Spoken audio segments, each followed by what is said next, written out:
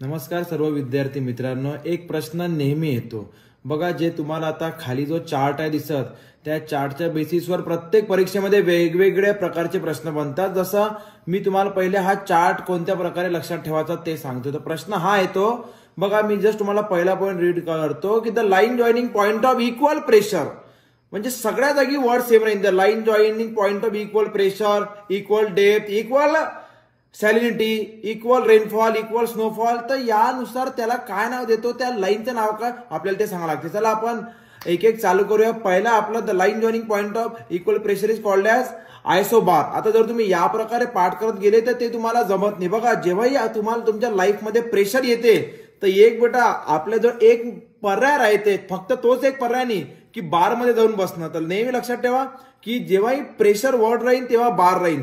बेटा लाईफ मध्ये कोणती प्रेशर आलं की काही लोक बार मध्ये जातात. मग काय नंतर आहे आयसो बाथ. आता मला जेव्हाही बाथ टब मध्ये बसायचं राहील बेटा, आपला स्वॅग वेगळा आहे. आपण डायरेक्ट सीच्या डेप्थ मध्ये जाऊन बसणार. तर जेव्हाही वर्ड इन आयसो बाथ, तर बाथ करण्यासाठी एकदम सीच्या डीप डेप्थ मध्ये जाऊन बसायचं. मग आयसो हलाईन.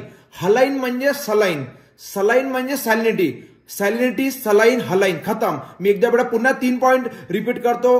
प्रेशर आलं की बार मध्ये जाऊन बसायचं, बाथ टब मध्ये बसायचं, राहिलं तर सरळ सीच्या डेप्थ मध्ये जाऊन बसायचं. सलाईन म्हणजे सॅलिनिटी, हलाईन. मग बेटा आपलं आयसो हेल, आयसो हाईट.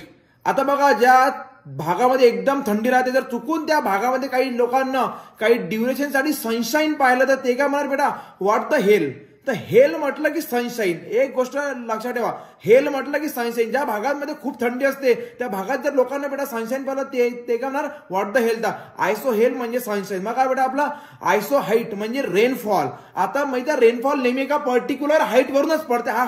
हा पण खूप सोपा आहे. आयसो हाईट म्हणजे रेनफॉल, किंवा रेनफॉल एका पर्टिक्युलर हाईट वरून पडते बेटा. मग आपल्यासाठी आयसो प्लेथ. आता तुम्ही जेव्हाही गव्हर्नमेंट सर्व्हिसमध्ये बेटा जॉब करणार तर एक प्लेथ म्हणजे एक प्लेज घ्यायची. प्लेथ म्हणजे प्लेज बेटा. तुम्ही एक प्लेज घ्यायची की तुम्ही प्रत्येक काम एकदम ट्रान्सपरंट ठेवून करणार.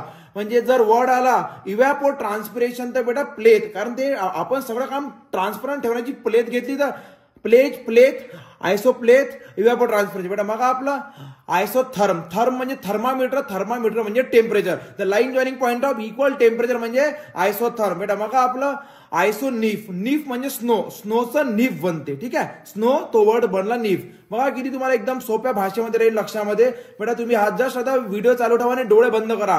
प्रेशर आलं की बार मध्ये बसायचं, आणि बाथ टब म्हणजे एकदम सीच्या डेप्थ मध्ये जाऊन आंघोळ करणं. सॅलिनिटी, सलाईन, हलाईन.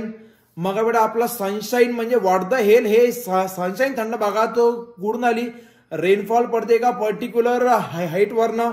आपण प्लेथ घेऊ, प्लेज घेऊ, सगळं ट्रान्सपरंट टू म्हणजे इव्हॅपो ट्रान्सपिरेशन. मग आयसोथर्म म्हणजे टेम्परेचर. आणि बेटा आपला लास्ट आहे आयसो नीफ म्हणजे स्नो म्हणजे नीफ. आता बघा, जे पण तुम्हाला खाली वेगवेगळे प्रश्न दिसत आहे, the line joining point of equal atmospheric pressure. Pressure म्हणजे झालं आपलं bar. The line joining point of equal rainfall बेटा. रेनफॉल म्हणजे हे झालं आपलं झालं हाईट. ठीक आहे, असे वेगवेगळे बेटा तुम्हाला प्रश्न पाहायला भेटणार. तसं आता कोणताही प्रश्न येऊ शकते. आयसो प्लेथचा बघा तुम्हाला बेटा प्रश्न दिसतात. प्लेथ म्हणजे प्लेज, प्लेज म्हणजे ट्रान्सफर म्हणजे इव्हॅपो ट्रान्सपिरेशन. नक्की बेटा तुम्हाला या सगळ्या गोष्टी आठवण परीक्षेमध्ये तुम्हाला याचा फायदा पण होईल. तुम्हाला सगळं आवडत आहे की नाही मला हे नक्की सांगा. आपण पुन्हा भेटू. Thank you very much.